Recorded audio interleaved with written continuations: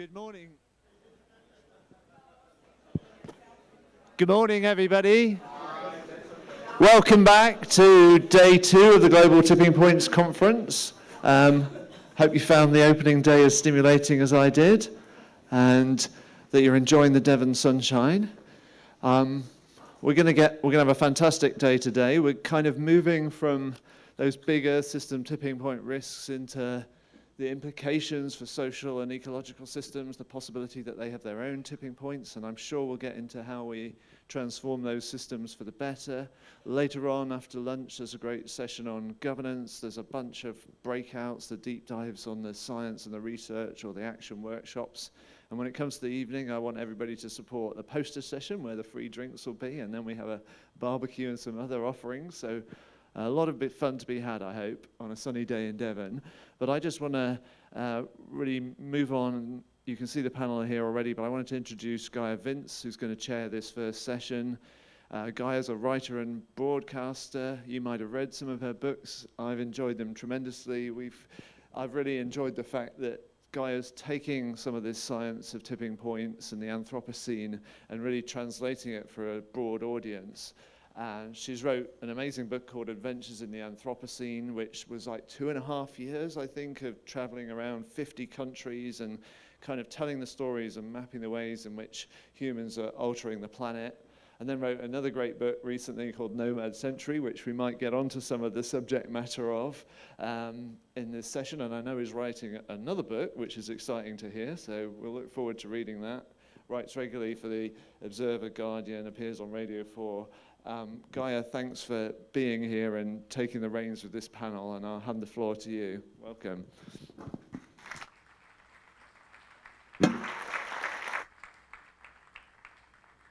Yeah, thanks so much, Tim. It's such a pleasure to be here. Can people hear me, or should I? I'm not sure. I have a multitude of mics. No, I just don't want to double up and cause sound issues. So, yeah, it's great to be in Essex again, and this is Essex, Exeter. There we go. Morning troubles. And this is such an exciting conference because it brings together. Okay, is this me making that horrid noise? Or someone else? It is me. Oh shit. Hello. Okay, great. Thank you. Thanks. So my work looks at, from the planetary perspective, it looks at how Earth systems are changing because of us. And sorry, can someone? Maybe I will use the handheld because it's very annoying to listen to from people. Just take that off. If you just turn me off. Oh, can you do that? Brilliant. Okay, I think this is preferable. So my work looks at, from the planetary perspective at how Earth systems, how we are changing Earth systems with our human systems, and how that is then changing our human systems and how we're responding, and this back and forth interaction. Because of course, human systems are born out of the Earth systems. We evolved as part of this, and they're all designed. So when we look at the Earth systems that are changing, if we look ahead at the coming decades, we are already seeing dramatic changes in the livability of the planet. And that's changing because of what I call the 4 horsemen of the Anthropocene: fire, flood, heat, and drought. So if I can give you some aspects of this that I've been looking at through my work, it's changing, for example, where and how we grow our food. So drought has huge impacts on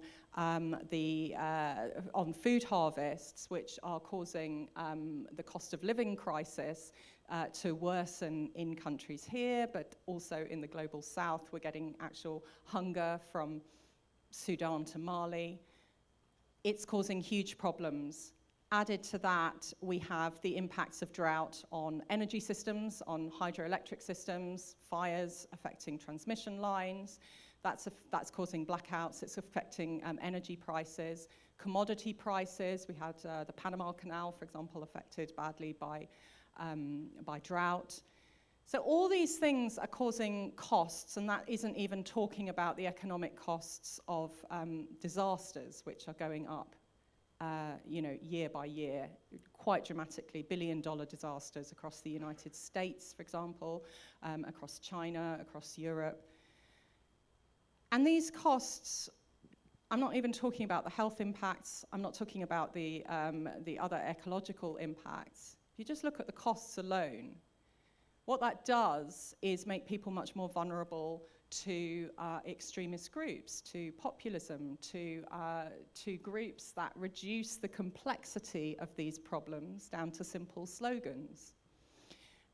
And when the legitimate government can't provide the basics for their citizens, enough food, water, security, and extremist groups can promise that, you start getting increased conflict. You start getting increased human mobility because the livability of places is reducing. And so when we talk about social tipping points, in some ways we're talking about a dramatic change in where people have been able to live and what tips a place over into being a place to flee from rather than to stay. And it can happen incrementally. It can happen because insurance companies are pulling out, so your place is uninsurable, so you can't sell it. It can happen because there is so many businesses leaving and so many householders leaving that your town or village becomes kind of unsustainable. You have to travel somewhere else for everything that you need, for work, for groceries, for everything. It can happen because you just can't sustain yourself in terms of the food that can be supplied there. So that is a dramatic upheaval that we're expecting this century, and there are lots and lots of ways that we can adapt to it, but we have to talk honestly about these huge dramatic changes that we're expecting to see, both in the Earth systems and in the responses that we see. We have to talk honestly about the rise of extremist group risk. We have to talk about the rise of human mobility, about the changes in agricultural production, where and what sorts of crops can be grown, in energy production. And, the future isn't written. We can still decide what this Anthropocene can look like, but only if we're honest about it, we have a vision for how that could be for a better Anthropocene and take the steps to make it. So that was just a little preamble into some of what we're going to talk about today, and I go into a lot more detail in my book, Nomad Century, which Tim very kindly mentioned earlier. I urge you to buy a copy, or 2 copies, or 8 copies. And now we're going to have a brilliant discussion. I'm so thrilled to introduce a very diverse panel from across the Atlantic, from across Europe, and from our homegrown talent pool.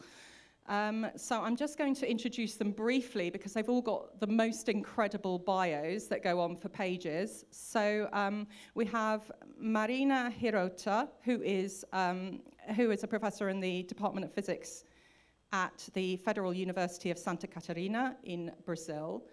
And so she comes from a physics background, meteorology, but has since diversified into sustainability and ecology modeling, which is brilliant. So she's going to bring that diversity of thought, and also looking at the indigenous peoples there. We have Patricia Pinho, who is also from Brazil, and she's the Deputy Science Director at EPAM.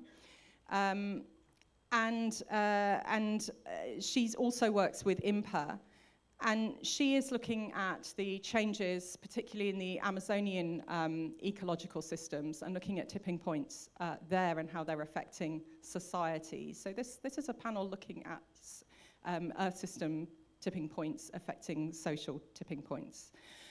We have Martin Scheffer, Oh, sorry, I'm going to go back to Laurie because we've got a different order. So Laurie Laban, who is the Executive Director of Strategic Climate Risks Initiative, which is a think do tank I have, rather than a think tank, which is, he'll explain, I'm sure, which looks at solving some of these very complex issues. He's also an Associate Fellow at Chatham House and many other places as well.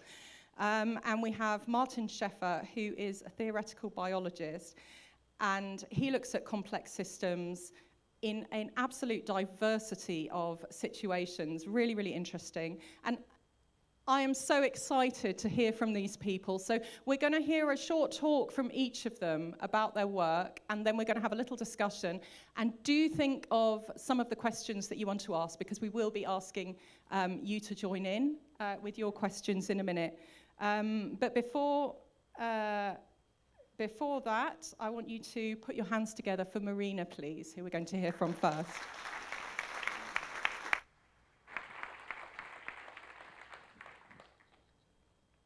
So, good morning, everyone. I think I'm going to try this one. Okay? And this one. Okay, start. So thank you very much for inviting me to be here, and for the organizing committee to make such a pleasant time for me.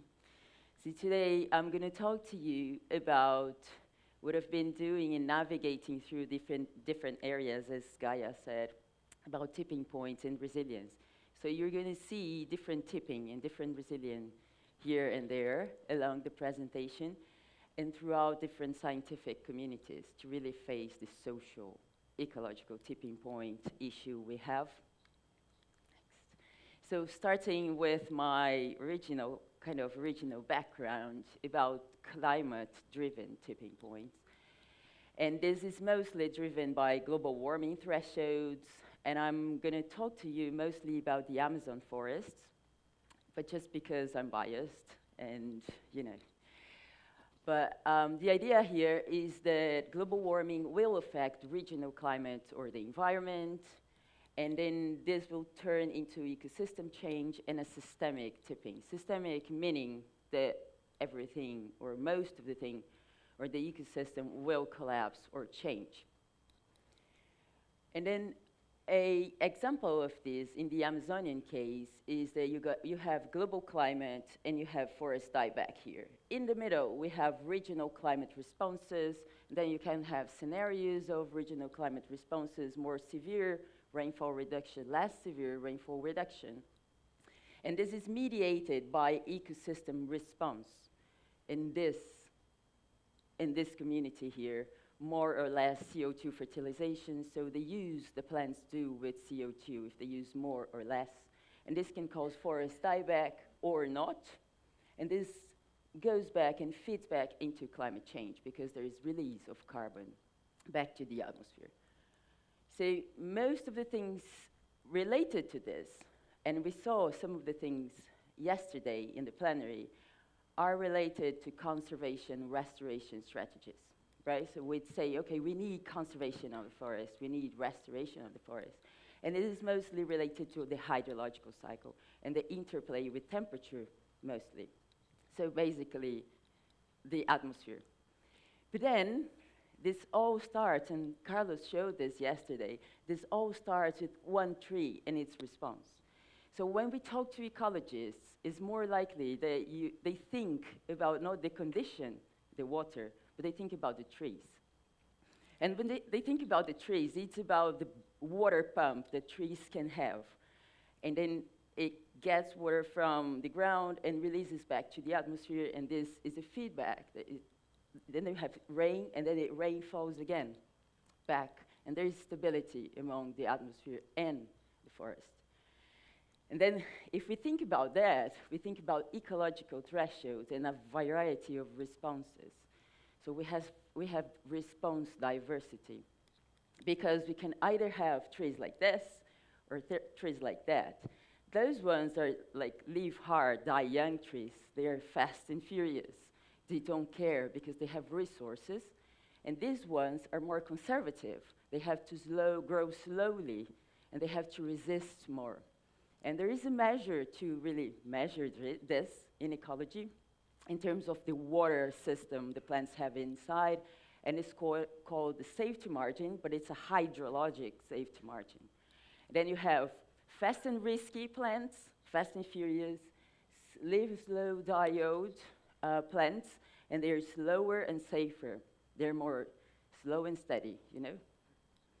And then in between this, you have a continuum among all these trees.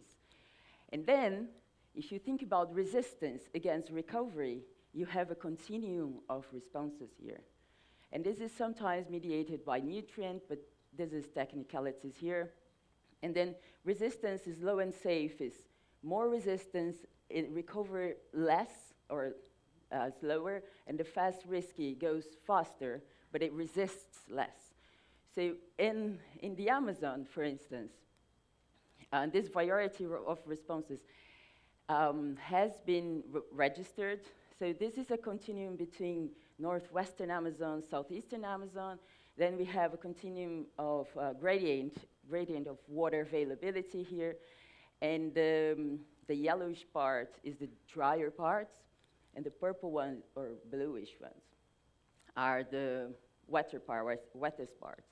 And what we see here, and please bear with me, in these 4 places here, the most seasonal ones, or intermediate seasonality in water availability, what we have is that if we look, oh, there is no going back. Right, Laurie? Sorry, I switches. So remember, the hydraulic safety margin has to be above 0 to work. And then if we look here, 0 is the red line. And then we have these 4 places. Most of the trees and communities, they are below 0, meaning that they are already operating below the threshold. And the literature say that they can die, right? So it's kind of tricky here. But it's an ecological threshold, but we don't know. Maybe the forests operate in this way, and we still don't know. That's just because they are used to seasonality, for instance.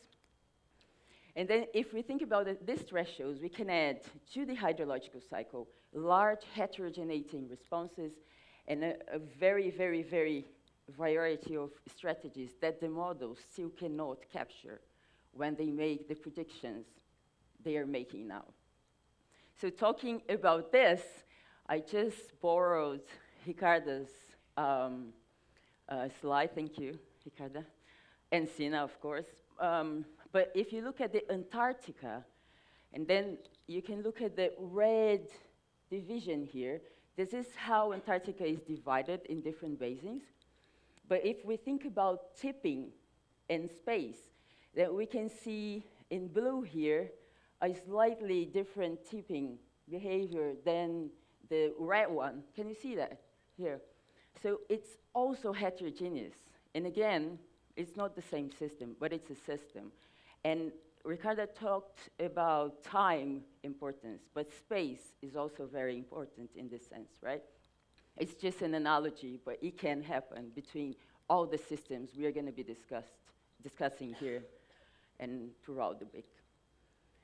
What about the social components? And this, please bear with me, the social people in the room, because, you know, I'm just entering this endeavor, and it's really challenging for me.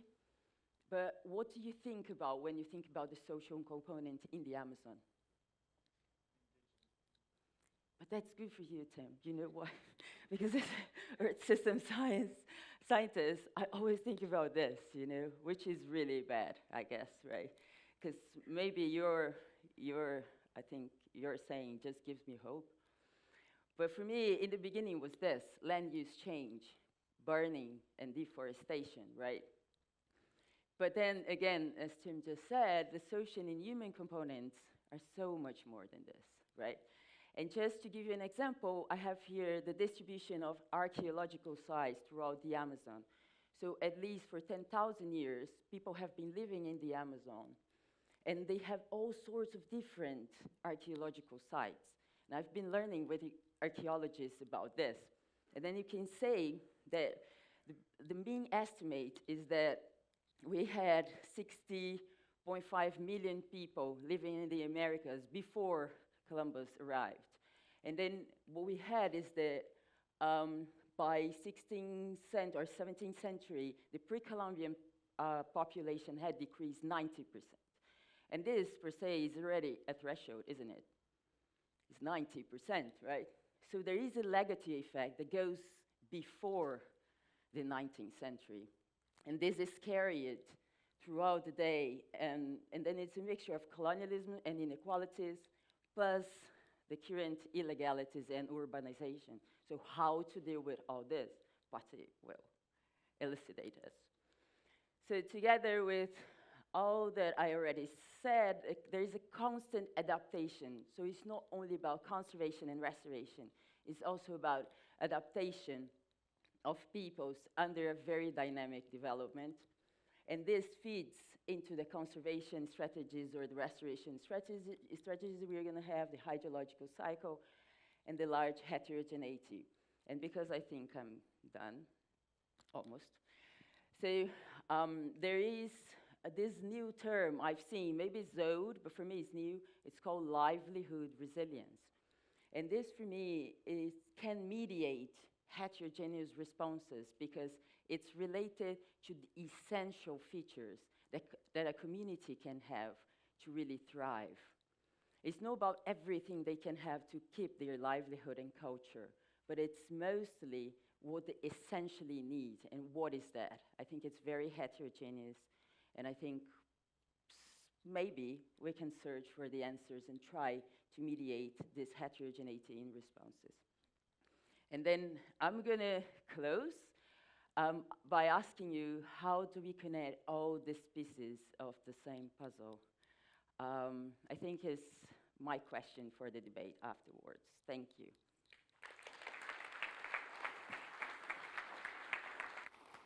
Thank you to Patricia. Thank you to Marina. And now I'm going to call up Patricia. And while we're listening to all of these talks, because we're thinking about social tipping points, keep in your mind, who is going to be the most affected by these changes? And how can we change that inequality? Patricia. Hi. So good morning. Hello, everyone. Happy that it's working. It's a pleasure, it's an honor to be here and speaking in this important conference, I think. And bear with me, I'm more on the social side than Earth system side, so it's going to be complementary. So what I decided to talk today is a little bit of the ongoing work that we are developing as research, thinking about the socio-ecological tipping points of the Amazon, but when we talk about socio-ecological tipping points in the Amazon, mostly we think about the ecological aspect. So my focus in this talk is going to be much more on the social aspects, okay? I think we really need to frame the Amazonian crisis, right? So the Amazon is always seen as this really important ecosystem provider of global climate regulations, right, and biodiversity. And we talked a lot about how the Amazon is undergoing, giving global warming and greenhouse emissions towards a dieback. But I think in this view, it's often overlooked what has been living in the forest for millennia, which is indigenous and traditional population that are in extreme risk. And what did I do? Nothing, right? Uh-oh. Okay. So, and then I think that also the disconnection between, disconnection between the biophysical models and the social realities, because we know the challenge of mapping and projecting this, but I think it weakens our response. And then we might doom it to fail if we don't acknowledge what is going on, right? So this also was criticized, it's harder to read, but where I'm starting from, so the IPCC last report, AR6, state with median confidence because of the lack of literature, not really because they don't agree among themselves, but that compounding risks and social system might collapse before ecosystem do, right? But we don't know this in reality. What Marina showed, can, show us the resilience that the people have, but it's still a challenge. But we also know that the tipping point, as Tim Lantom has,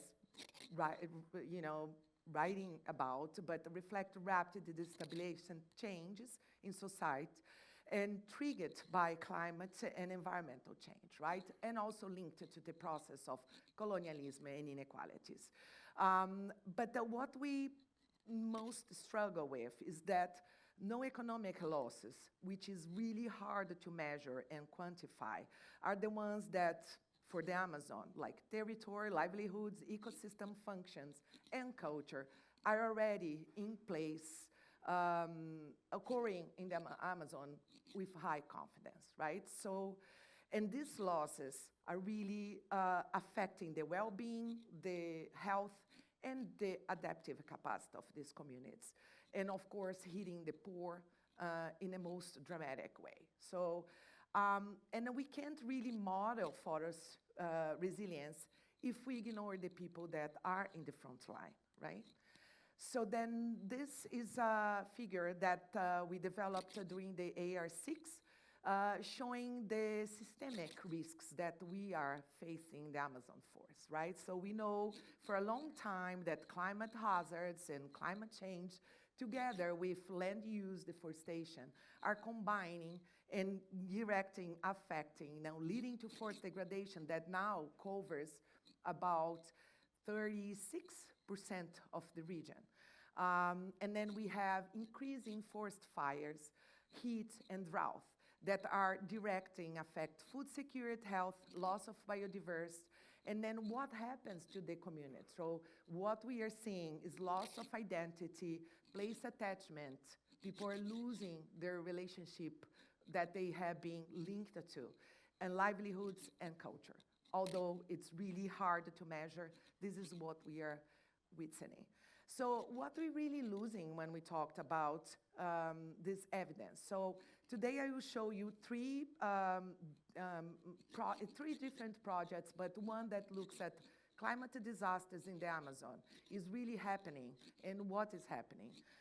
And who is being affected. And we also looked into the violence that is affecting the territory in a very dramatic way, exposing these communities to much more impact and vulnerability associated with climate hazards. And then migration, right?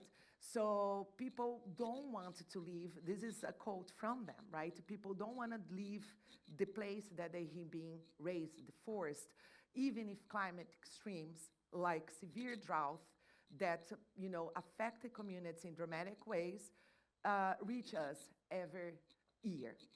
And then this is also dramatic. My grandfather taught me the names of 40 types of different rains in the Amazon. And now we don't even know if it's gonna rain at all.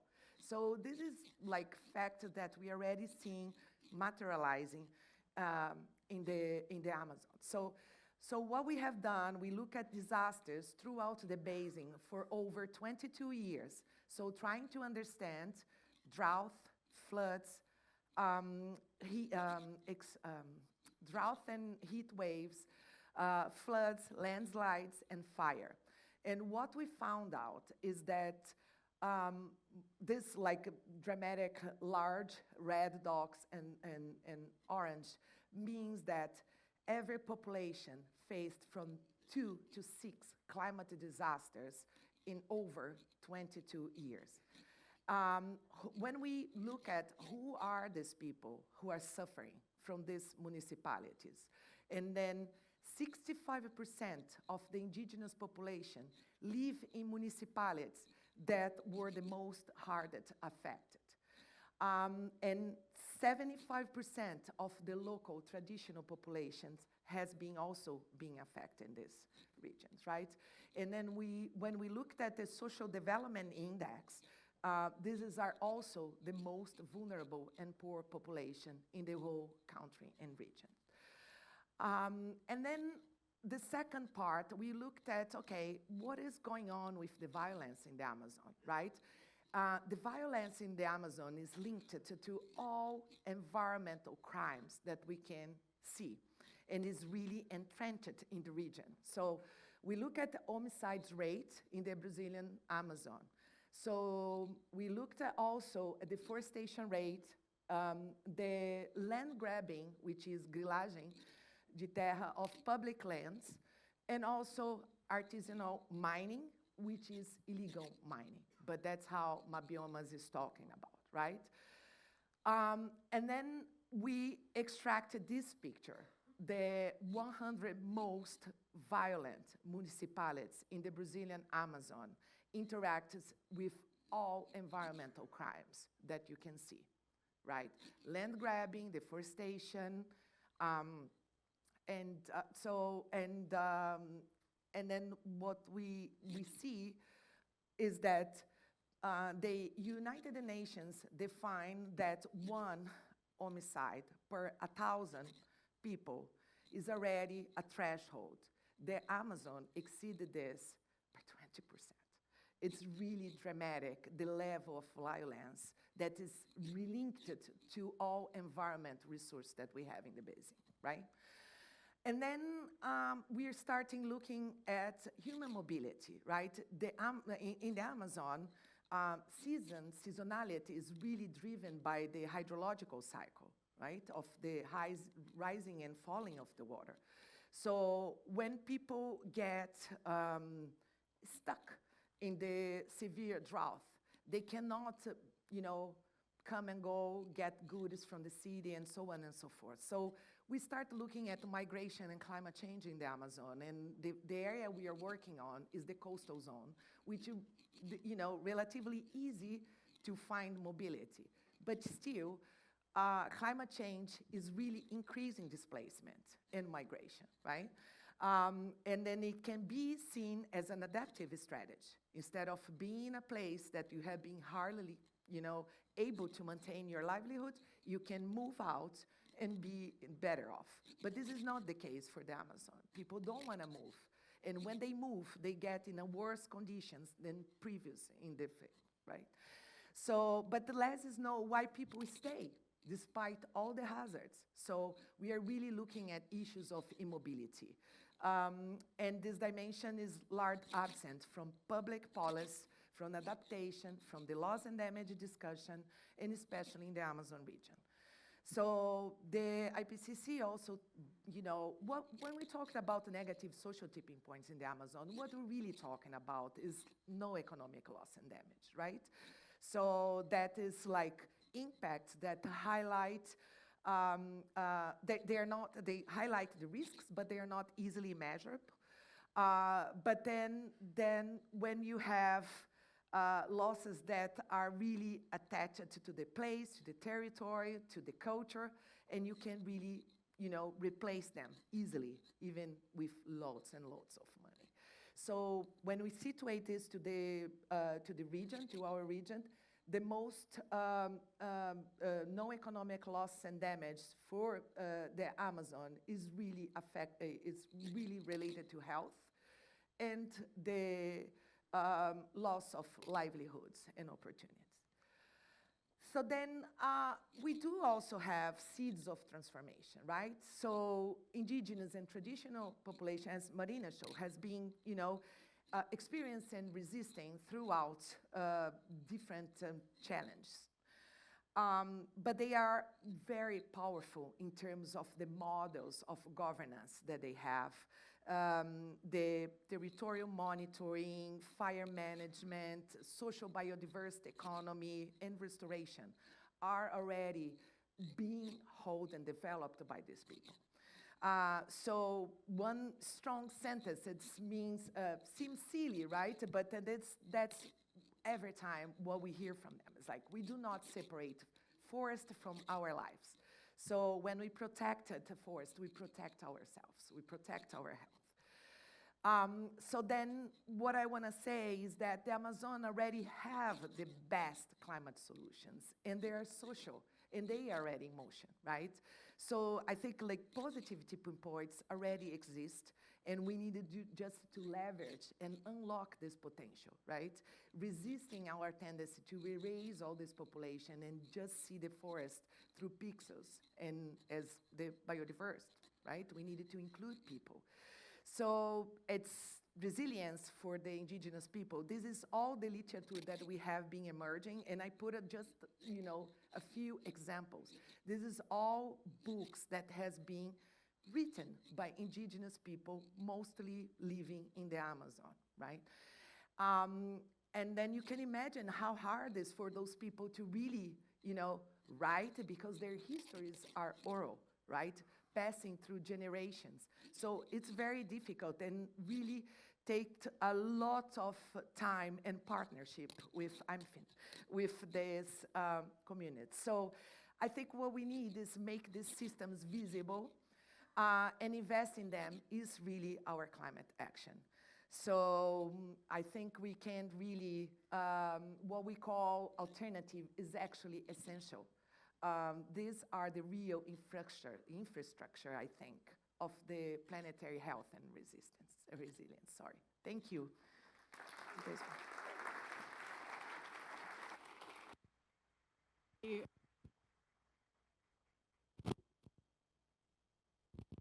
No, can't hear me. You can hear me?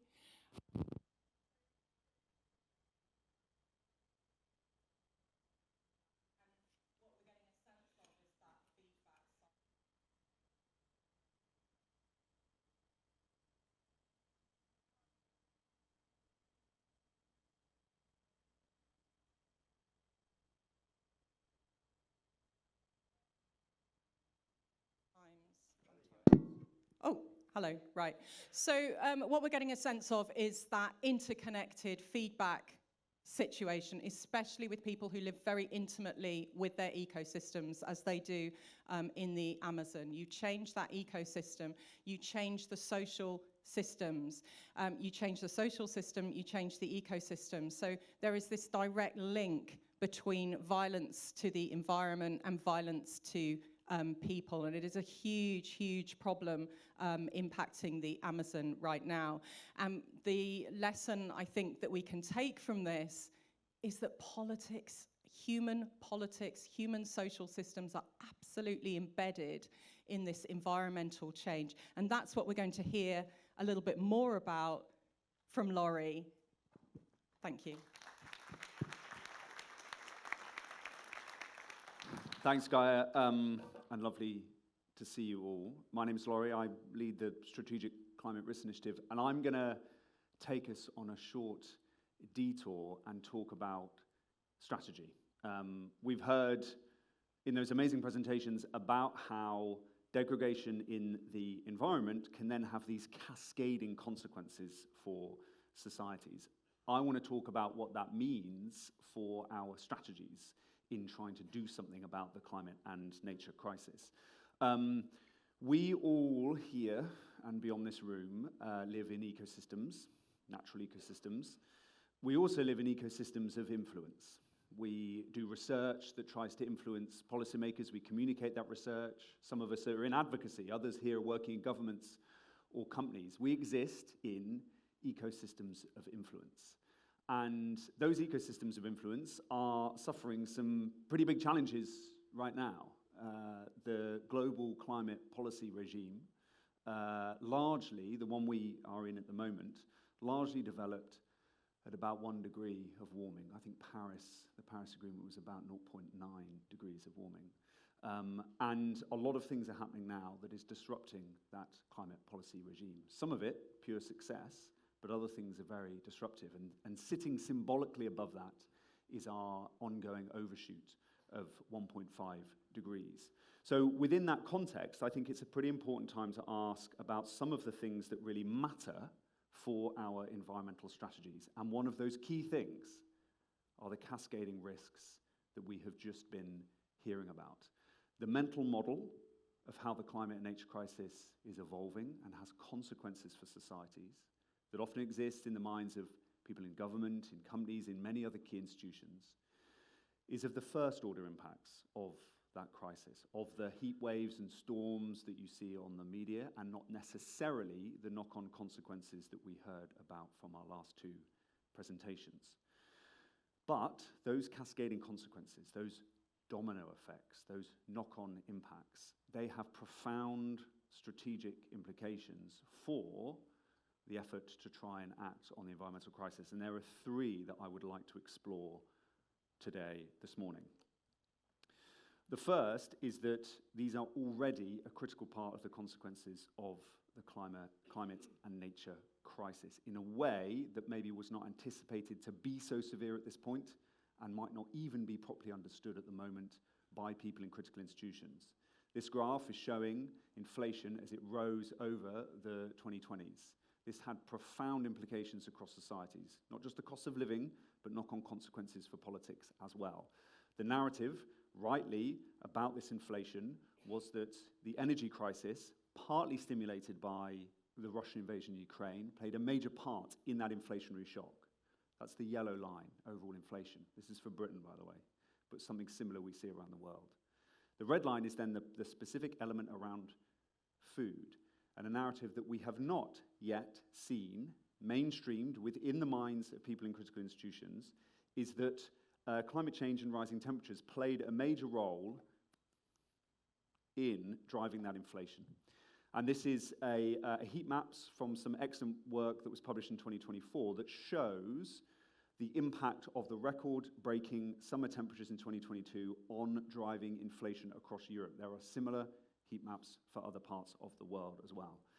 These cascading consequences are here. In many ways, they are more severe than was anticipated, and they will get worse. They are part of what I think we could describe as a landscape of escalation that we are now seeing when it comes to the climate and nature crisis.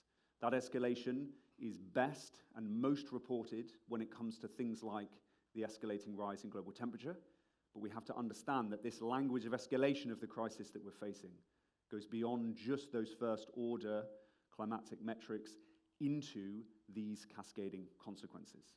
So, cascades are a part of this landscape of escalation that our climate strategies have to contend with. That's my first implication. My second is that these cascades are not included in the risk assessments that key institutions undertake to understand even what is happening.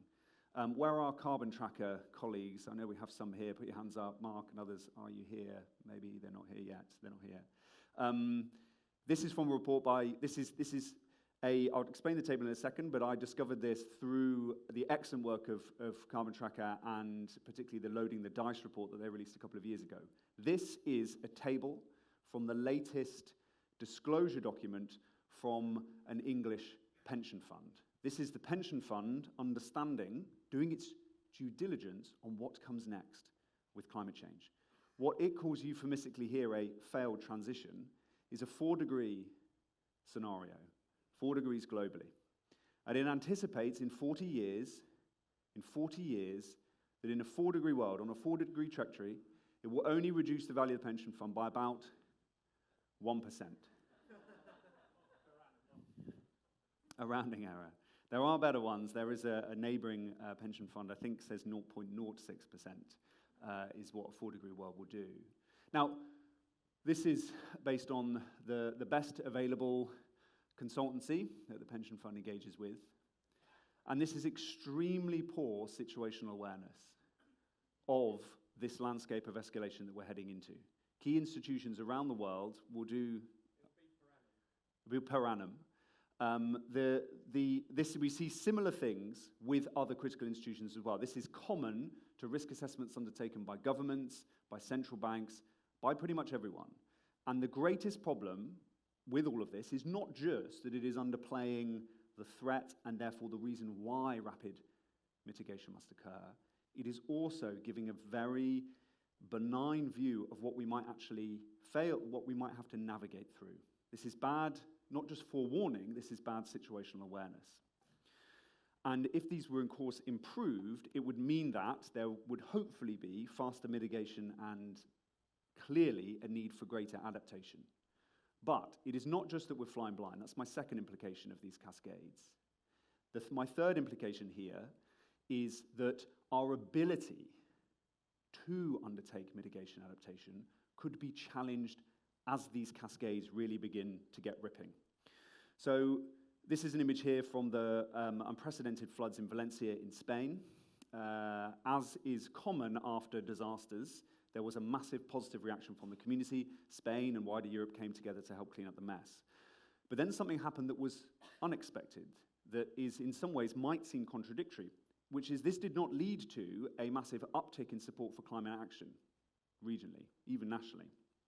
It led to things like this. This is Santiago Abascal, the head of the Vox party in Spain, using an argument that we find, well, probably won't find quite contorted and hard to understand, but that actually this disaster was not the fault of climate change itself, it was the result of climate fanaticism, often brought down from Brussels, that through some fixation on looking after very niche parts of the rivers around Valencia, the local government had demolished dams that had then meant that the river flowed more destructively. None of this, of course, was true, but it was a very effective narrative, and it had political consequences. It led to an uptick in support for Vox, and Vox themselves want to erode, of course, climate action in the context of Spain. So as these cascading risk impacts, as these knock-on consequences filter through societies, very unexpected and weird things might happen. Contradictory things, self-defeating things might happen. As those consequences get worse, they can end up drawing effort away from our ability to tackle the causes which will then lead to worsening consequences. This is something that I and my colleague here, James Syke, in the audience called derailment risk. The idea that we could get derailed from viable paths to ultimately managing Earth system destabilization. What it means is that if we layer in these cascades, if we did include them in our risk assessments and understanding of the climate crisis, then our current common sense that we have through policy promises close down some of the worst trajectories here for the outcomes of the Earth system crisis. Well, that might not be the case. And actually, we could be derailed from some of those paths that we hope through our very hard work to have got onto. And I absolutely agree that we have in many ways pushed our expectation of where we're going on to better paths, but we cannot guarantee that is the case going forward. Now, that is not a counsel of despair. It is a very real strategic challenge that our climate strategies now face. And this is what sits over all of this now. The climate policy regime that we saw largely spring up around 1 degree of warming is now faced with a 1.5 degree plus world. That is a different context, a very challenging context. It doesn't mean the game is up, not one bit. It just means we have to have the kind of strategies that can credibly handle what is now happening. A world in which we see these social, ecological tipping points beginning to be triggered, a world in which we might see some even of the major Earth system tipping points being triggered. Our strategies now have to contend with their ability to navigate through those conditions. We can do that, but it's about time that, based on all of the conversations we're having at this conference, not just our panel topic this morning, we actually develop those strategies in what is the next chapter, the next generation of what our strategies must be. Thank you.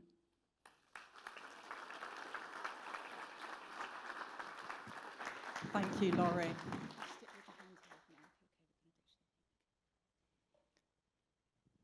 So, our worsening environmental, the increase in disasters, the increase in heat, the increase in climate shocks, food prices, are, rather than producing massive action from our social, cultural, political systems, are leading to a cascade effect in almost a denial of the problem, in almost a doubling down on some of the issues that we have. Thank you, Laurie. Again, let's think about who is most affected and how we can challenge that. Well, our last speaker, Martin, is looking at the bigger picture complexities around our social, cultural, human systems and our planetary systems. Thank you, Martin. Thank you. And thank you, Tim and team, for making this happen. Very impressive. So yesterday, the start of the day, it was made very clear what apocalypse we're gonna see if we do nothing. And at the end of the day, I really liked the fireside chat. And one question in particular, which was the question, why are we stuck? We have said this like 30 years before. We knew it, we've been saying it to people, and nothing is changing. Why are we stuck? I'm trying to convince you in my 10 minutes that it's about the invisible hand that has become an invisible strangling hand, the incentives. The person that asked the question made the point that we should dig deeper. We're trying to give answers, but there must be something deeper, some deeper reason that we're not moving forward. Even though we're shouting, this is going to be terrible, nothing is changing. Why? What is the deepest reason that we don't move forward? Only if we know that can we get out. I've been thinking about this with Marty Andrews and Steve Polaski, and like Gaia and like Tim, I have a book coming out. My book will be called Tipping Out of Trouble. It'll be out in half a year. So I guess we all feel that we can't keep going this way. The status quo is becoming unstable. It's becoming fragile. Something must change, and we hope that it will be a change for the better, that it will be a positive social tipping of the whole system. And we fear that it might go the other way, that we have the wrong politicians in place that make climate change worse, which make people stressed out, more conflict, and even worse politicians are voted for and will end up in existential risk for humanity. Which way will it go? And do we have a say in that? Do we have a choice as humanity? Does humanity, in a sense, have a free will, or will it just all go with the flow and there's nothing we can really do? We are part of a complex adaptive system, tiny ants in the colony, so to say. Can we push the colony in a certain direction? And how should we do that? To me, that's the big question. So why do people choose Donald Trump? Why do they choose to come to this conference by airplane instead of by train? Of course, it depends on the available options, the pricing of the airplane and the train.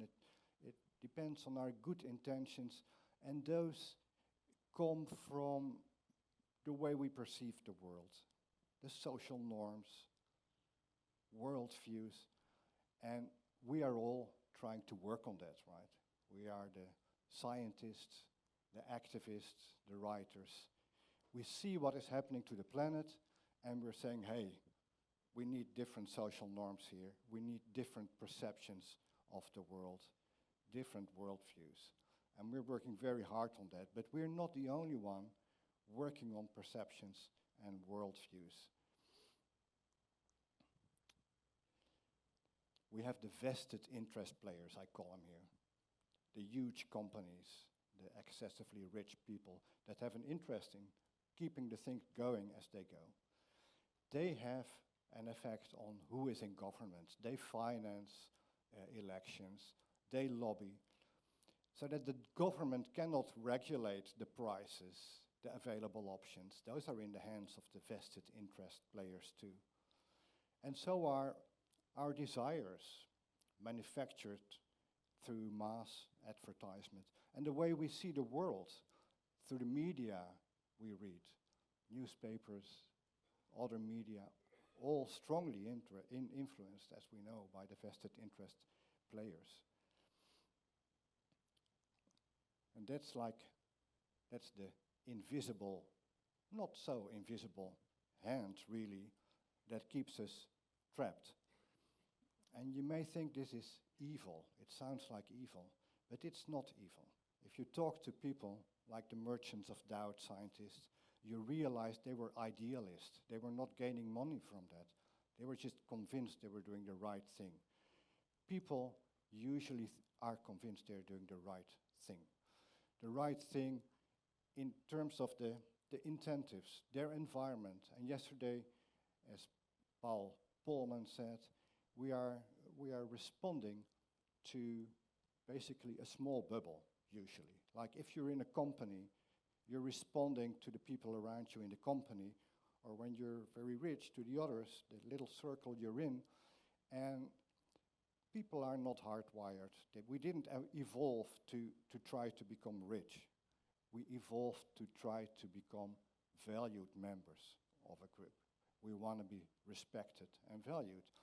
And you respond to your direct environment. You're a good person if you're able to make the company grow, if you make this little incremental change perhaps in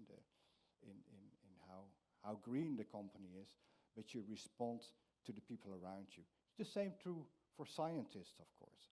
I want to be a respected scientist. I want to have many citations. I want to have a paper in science. I'm not so much responding to the bigger goal of making the world a better place. I want to, I try to, but then there is those local incentives. We're all guided by incentives around us. And so that's the problem, because if everybody thinks they're doing the best they can, given the invisible hand that guides behavior, now what? What's the way out, right? Because we are already, if you talk to people in business, in government, everybody will have a story to you. No, the reason we cut down this rainforest is this and that, and you have to understand. It's always, you'll find a story. People want to be moral. That's a very deep driver of human behavior. Want to be moral, considered good people in the eyes of the ones around them.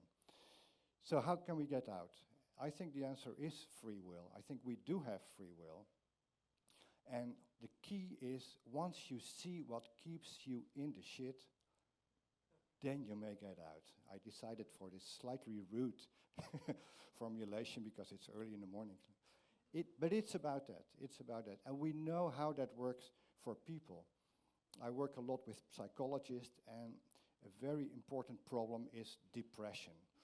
And when somebody feels is getting back and back into depression, getting out and getting back again, at some point may decide, I have to do something about it. I have to go to a psychologist helping me see if I can do better. And then the psychologist may explain that it has to do with feedbacks. When you feel bad, you don't go walking, but when you don't go walking, you feel worse. You don't go see friends, but you don't see friends, you feel worse. You start worrying, and then you don't sleep well. But when you don't sleep well, you feel worse, and you start worrying and ruminating more. And once you see how that works and understand which of those elements can be changed, which of those feedbacks can be changed, it may allow you to stay out of trouble for the rest of your life, actually. And that is very well researched. It's called cognitive behavioral therapy. Well, we need something like that for society. Society can also see that it's in shit and can also get out. And the reason I say that is that it has happened many times before. A few examples. Slavery, this is a Roman slave market. Slavery used to be perfectly normal, a natural thing that you would have slaves. That's the way life is. It has been going on for millennia until it ended within a few decades, really. It never ended completely, but it became completely unacceptable. Or feudalism, being ruled by the king and the lords, and so that have the say. At some point, it just couldn't continue. Why? Because thinking changed. Our worldview changed. Enlightenment thinking, that we have the right to rule our own lives. We don't have to wait for the king or God to do that. We can make the world a better place. It ended in the French Revolution and other changes. We went from an aristocracy to a meritocracy.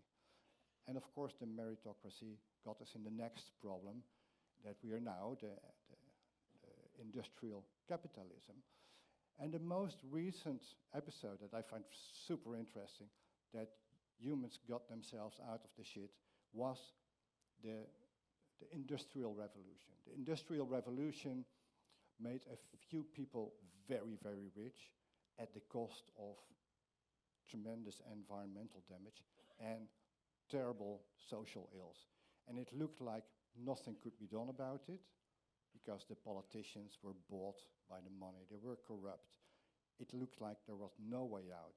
But at some point it became so obvious that around the whole globe, those are all global transitions, around the whole globe, people decided to get out.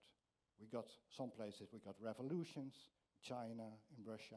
Other places, like the USA and Europe, there were social reforms, changes in institutions, in the rules, wealth redistribution that got us on track for a better direction. So how can we do that now? We know basically how those fingers work, right? The little finger, the government, we shouldn't allow elections to be funded, campaigns to be funded. The options can then be regulated, the prices can be regulated by a government that does a better job. We can forbid all advertisement. We can reduce the risk of media being manipulated. But you see, you have to ask how that is to be done. And Paul Polman has told that the thumb is a critical thing because it's the internal incentives of companies. Also, the thumb can change, but what is required for all that is that this hand is shrinking and that we all are more influenced by this common cloud of worldviews, norms, perceptions, instead of just the local incentives of our friends within the company and so. So if you ask me, how can we help society exercise its free will? Because it's obvious, right? If you have a free will, you can see the world can burn down, or we can have a beautiful world. The choice is kind of obvious. But how can you make that happen? I think, yes, we need to make more salient what is at stake. And that was the starting session yesterday, basically. The world is going to burn down if we don't do anything. But it's not the only thing. It's not enough. We know it's not enough because there is very little progress, even though we've been saying that for a long time already. We also need to understand why that is. See what is really making the world stuck. And, of course, help depicting attractive ways out. Thank you.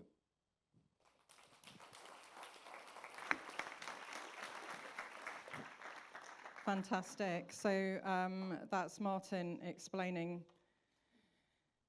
really the way out of this mess. So we've heard today from Marina about the ecosystem cascades and the ecosystem tipping points that are causing huge damage in one part of the world. And of course that can be seen planetarily. We've heard the effects of that on the societies living within very closely to their environment, from Patricia, from the increase in violence to the loss of identity when your identity is tied to place in the way that it is for so many indigenous people. We've heard from Laurie about how our institutions and how our society generally is just not prepared for the scale of the upheaval to come, and how certain really important parts of our human system are not actually factored in to the costs that they're projecting ahead. I'd say the insurance industry is doing the best job of this, but even they are not predicting enough. And society generally isn't paying attention to the very alarming forecasts from the insurance industry. And we've heard from Martin about how that enormous social complexity has got us into this mess, and the various vested interests. It's not an accident that we're very slow to respond to this crisis, this planetary scale crisis that we're factoring. So I'm going to turn to the speakers first, just to ask them to respond, really taking up, I guess, one of Martin's points, that it's very hard to change Earth systems, right? They are huge, they're very big. As King Knut showed us, we cannot turn back the tides. We have to respect that. But our social norms can flick really quickly, whether it's, smoking cessation or seatbelt wearing or slavery or whatever. So I wonder, is there a social norm that you have seen in your own work that has flipped, that has made a huge difference, or one that you can see to make a huge difference? If you can respond very quickly, I'm going to go through the panel and then open it up to questions. So do think about a question. Marina, putting you on the spot. Yeah, I think, well, among the four of us, I'm maybe the less likely to respond in a very experienced way, but just for starters. I think for me, talking to communities and indigenous people, in general, what we do, we have solutions for them because we think we know what they need. And I think something for me that is important is the other way around. So just to listen to the demands and to really, so for me, breaking a social norm is just thinking that we know more than the others, Giving people agency over their own life changes. Yeah, kind of. But, because it's very common that for example, I'll give you an example. So when I started working with this, we came up with a restoration strategy and how to value restoration activities. And then when we asked for indigenous people what a restoration strategy means for them, what they said was restoration, and then they laughed. And then I said, why are you laughing? Because it doesn't make any sense. And I say, why not? But that's because first someone came and stole our land. And then now we're stealing back, So for them, there is no really a good point in doing this unless you have a different purpose. So I think in this sense, you break a social norm when you do something that people don't really need, just because you think it's important. But that's the way. No, it's great. Yeah. So in different places, listening to the people who actually live in that local environment. Because Thank you. The likelihood and the livelihood they need is different everywhere. Yeah. And not necessarily they need what we need. Absolutely, and that's something Patricia was really talking about, the embedded livelihoods with the environment and how that is being put under huge pressure. Yeah. What about you, Patricia? Well, challenging, huh? I think, just picking up on what Marina has been said, and I think for me, one big shift on social norms is it is within us in academia. For instance, working with indigenous people, usually we think of them as a data, okay, let's go get some data, they know this or that, but I think we should understand this more as a vision of the world, more as a framework, and not only a data provider, right? So I think this type of A more holistic view and humanizing the people more. That can help us to unlock strategies that, keeping us out of trouble in a way. I think that's one of the evidence that I think. Yeah. Laurie. Stealing already your book's title. I love it. Sorry.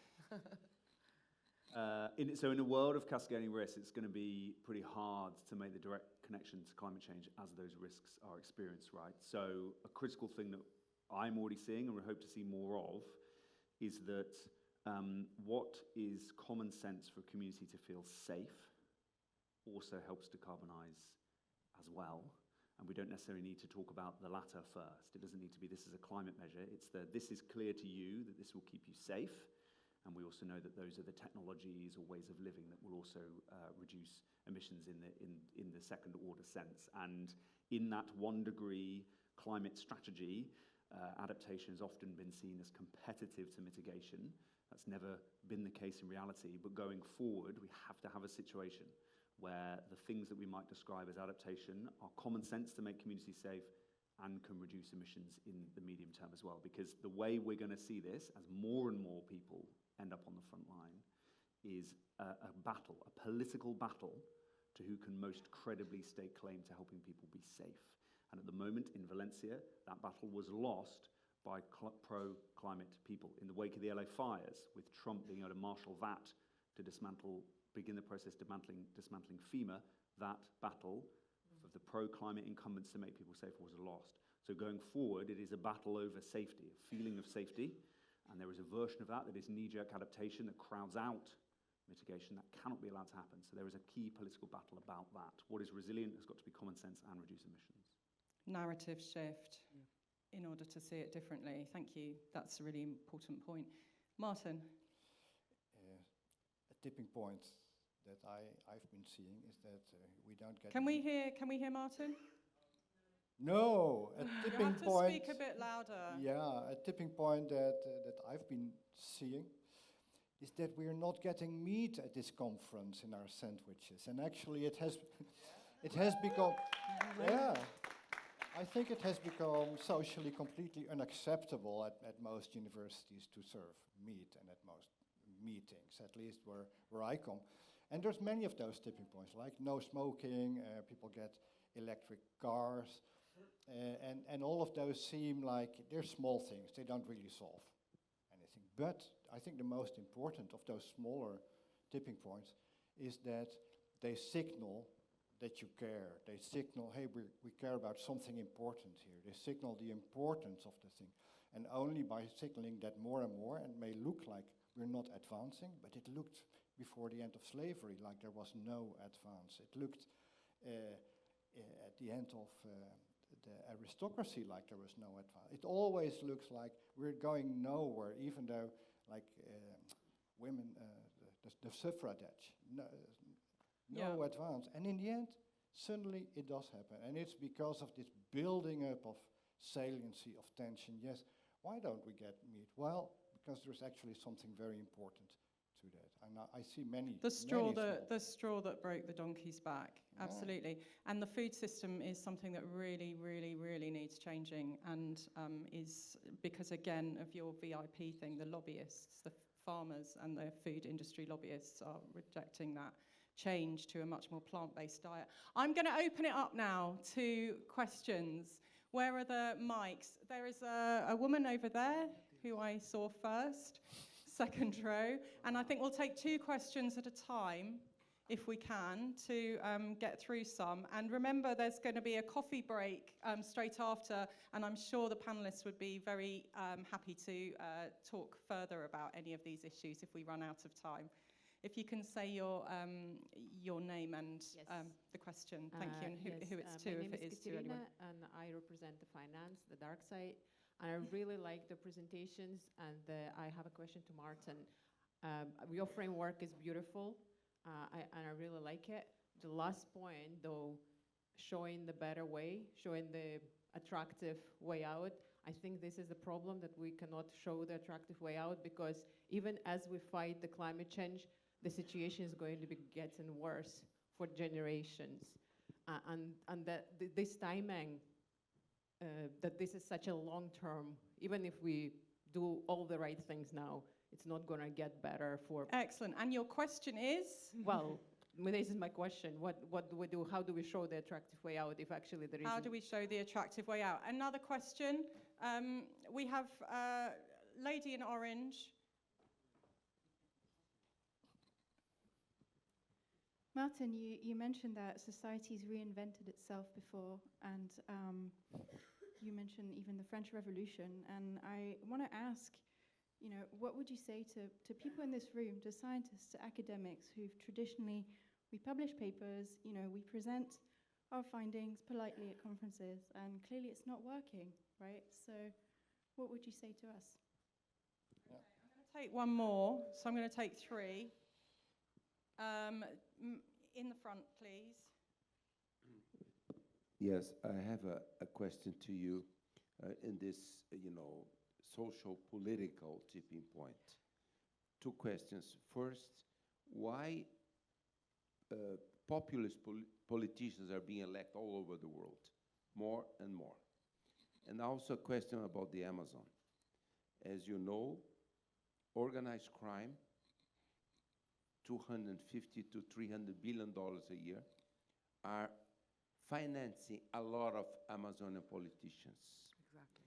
And also, I never understood why in 2018, even local communities, indigenous people, voted for the former president, anti-science Bolsonaro president. Brilliant, So, thank you very much. So we have three questions. How do we find an attractive way out? And what would you say to academics? That's, I think, for Martin mainly, and then we will move to the other two questions. You can be thinking about that. Yeah, when I say attractive way out, people often think that we have to sacrifice a lot in our quality of life if we want to solve the problem. I think it should be clear that it's not like that. We can actually have a better quality of life. Spend more time with our family and friends. We don't have to, fly there and have all this. Make that clearer. So that's what I mean by attractive. There is a misconception that the only way to solve this is that we have to suffer, and it has a little bit to do with the other question. And what we heard yesterday, it's often depicted by populist narratives that, oh, you can't do this, this is all going at the cost of the people that are already poor. Why are those people angry? It's a separate problem. It doesn't have to go at the cost of the poor. There is a lot of money in this world that can solve it. It's not with the poor. So the only way to solve it is to not go it at the cost of the people that have less. Brilliant. Less and money. And I'm just conscious of the time, Yeah. and I'm going to ask. I think a couple of you might have something to say actually about. So in 2018, the poorest people voting for Bolsonaro. I think that is linked very much to the populist question. One for Patricia and possibly also you, Laurie, and also for you, Patricia. We're talking about the financing, essentially, of crime in the Amazon, and that's everything from illegal mines to ranches to the huge drug problem, which is destroying large parts of our planetarily important ecosystem. Can we hear Patricia? So I think it's a difficult question, and I have been talking to Carlos about how the violence escalated in the Amazon, and also in a very maybe closed mind. But I think in the 2018, I think people in the Amazon were really frustrated in a way with the previous government. PT has been left them out in a way in worse conditions. So there's a little bit of this, message of how they were left out in the forest. But then it has to do also with the organizing crime, financing those politicians that are extremely right-wing. And so that isn't the case for our region. So I don't know what is really you guys think on further. I'll add something that's a little bit related to this very important question of how, in a worsening strategic situation, we can have certain strategies. And we often talk in what I would describe as an information deficit theory of change. We just need to close that deficit of information and the world will change. Of course, things are more complex. There are other deficits. One is a power deficit. And the 1 degree climate era policymaking focused on closing a power deficit, which was the power of energy technologies that weren't fossil fuels, right? And they used information to push the profitability of renewables, the collapsing price, and that has been very effective. And that has helped erode some, but not all of the power of a fossil fuel-focused set of companies and in some ways countries. That is still an ongoing project. The question is, in the new era, between 1.5 and however high we go, let's say 1.5 and 2, what are the information deficits that need closing in that reality, and what are the power deficits that need closing as well? So what kind of power structures need to shift that will favor rapid changes in societies in a way that can simultaneously contend with their growing destabilization? And the example I gave just now of Spain, that very micro example, is where that power balance is shifted in the wrong way, that the dislocation and anger from worsening instability can drive a counterproductive politics, drive a counterproductive type of power. And so we are in want of some strategies, political, economic, and so on, that closes that power deficit in the context of a 1.5 to 2 degree world. And information, as ever, is only a small part of that. Wonderful. And Marina, was there anything you wanted to add specifically to the Brazilian example? Yeah, I think for Carlos, I want to share something that the chief of the Supreme Court shared in a talk. And for me, it was really interesting because he said all the illegal activities turn into legal because all the money that the illegalities insert in the system goes to dentists, doctors, all over the small municipalities, and this escalates into the larger ones. And so I think this cascades and propagates illegalities through the legal system. So I think this for me is really key now, how do we really name illegalities, because all the money from illegalities turn into legal now. I think this is one. Can I just say something else? Yes, yeah. Quickly. Okay, in terms of the attractive way, if I may, it's just that I think there are so many different ways to be attractive, and I think marketing people are so good at it, or advertising, for one project, for one product, something that so many people adhere. And maybe we are failing in really picturing the differences and the broad audience we have to reach. Because eventually the attractive way turns into attractive ways of doing things because people really think in different ways. I think Martin showed that. This is the VIPs and the souls. But in between this, there are so many other people, and we have to reach out for them.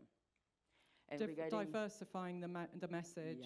Yeah, I think that's really important, and I don't think there's been enough of that. It's been, the message has been dominated by small groups in each side, and it is missing. And that's true with political visions. Yeah, and I think this also answers her question. I don't know if she, because for a scientist, it's like one way.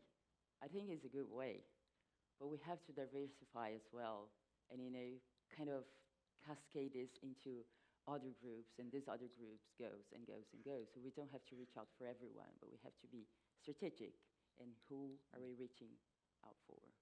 Questions, more questions. I can see a man at the back there. Can you reach him? And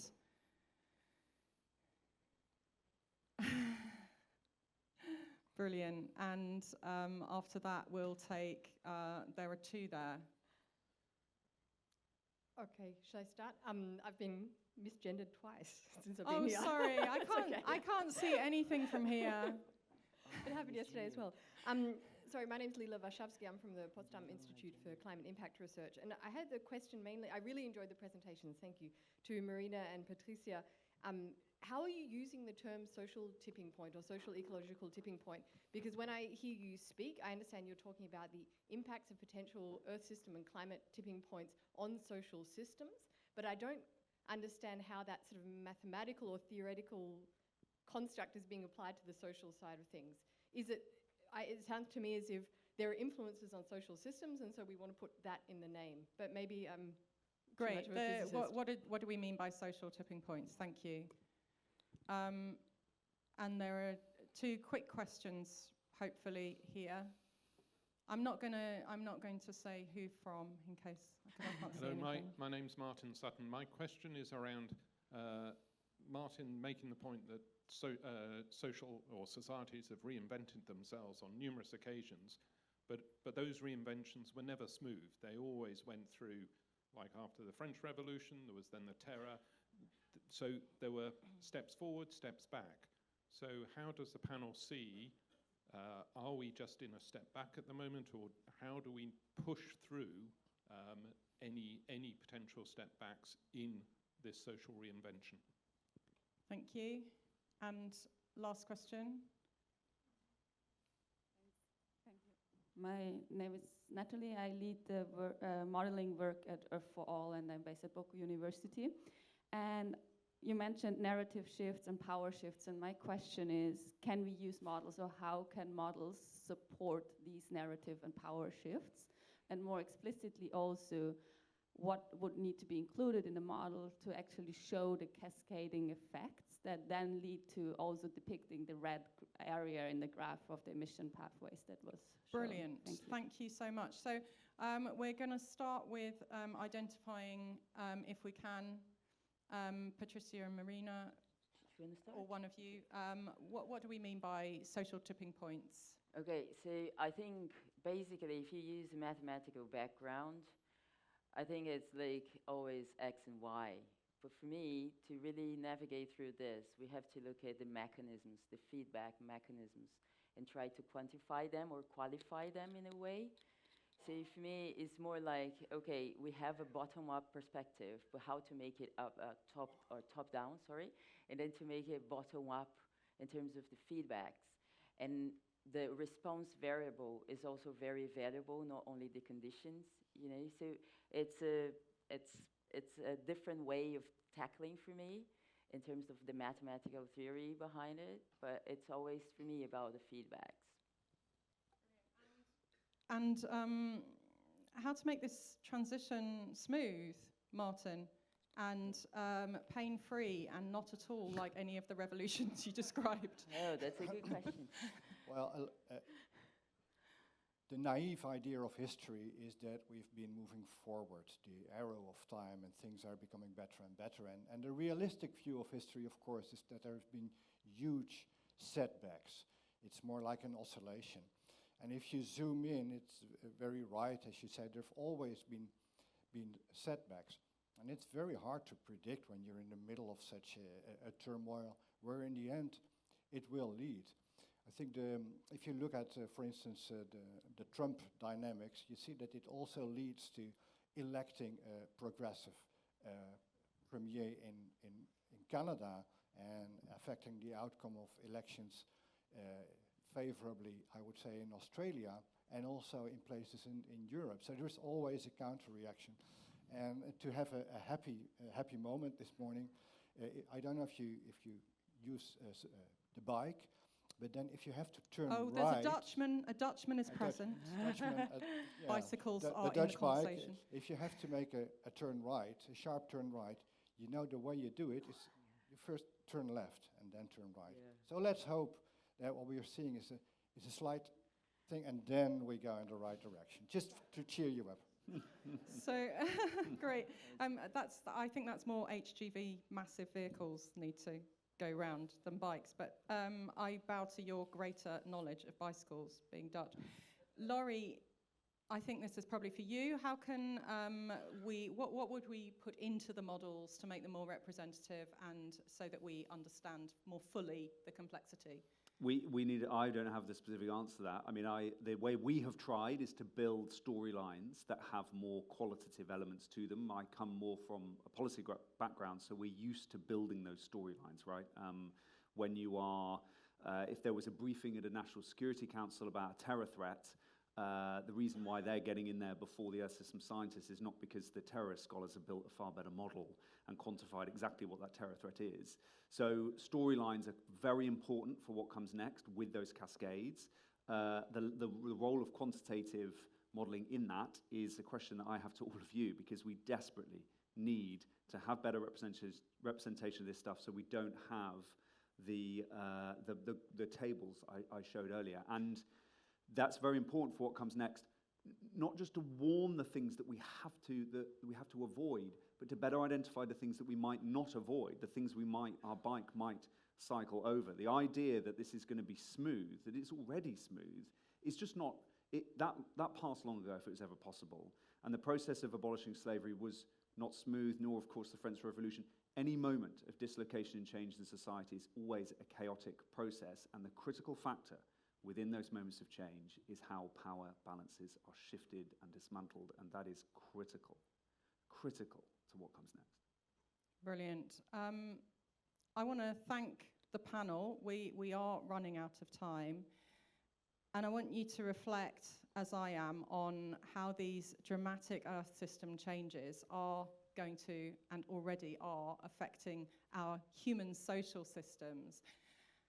And we have evolved these very short-term political structures to enact the changes that we need to make. And I would say that they are absolutely inadequate to what we need. We have these planetary scale crises. I think that demands a planetary scale response from our human system. I think that demands better governance, planetary scale governance that can look much longer term. And I think that, personally, Chair's prerogative is where we need to be looking next. Countries like, for example, Costa Rica, who have embedded a nature protection conservation within their constitution, have made it much harder for short-term governmental changes to rock that boat. And that is what we need, and I think that's what we should be calling for. I'm just going to, and you know, this planetary scale governance, because we are having huge human mobility, we're having a huge energy shift, and all of that takes cooperation. None of us is alone. We are a planetary population of 8 billion humanity species around this planet. So I'm going to thank my wonderful panelists, and I urge you to seek them out in the break. That was Marina, Patricia, Laurie, and Martin. Please give them a huge round of applause. Thank you so much. Thank you, Gaia.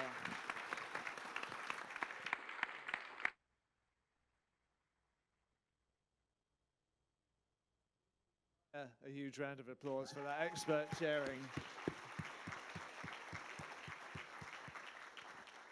And before I let you out for tea or coffee, yeah, that was wonderful. That's exposed the real issues, so I encourage everyone to continue the conversation on those throughout the rest of the meeting. But here's something I prepared earlier. So we drafted a conference statement, and that session rather sets it up nicely. It's been emailed to all of you. I have a copy here. There'll be some printouts outside if you want to read it.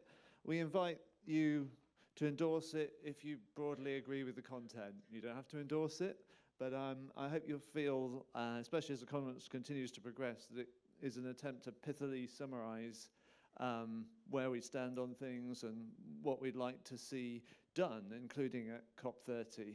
So enjoy that. There's a QR code you can scan there or on the posters outside as you read, or you'll have the link in your email. And we'll perhaps come back to that later. I'll talk about it in the final session and the motivation behind it. But when it comes to after tea break, here's a brief summary, once again, of the amazing selection of deep dive research sessions and action workshops we've got across all the three main theme areas. So yeah, thanks again, fantastic panel. Enjoy the break and see you later.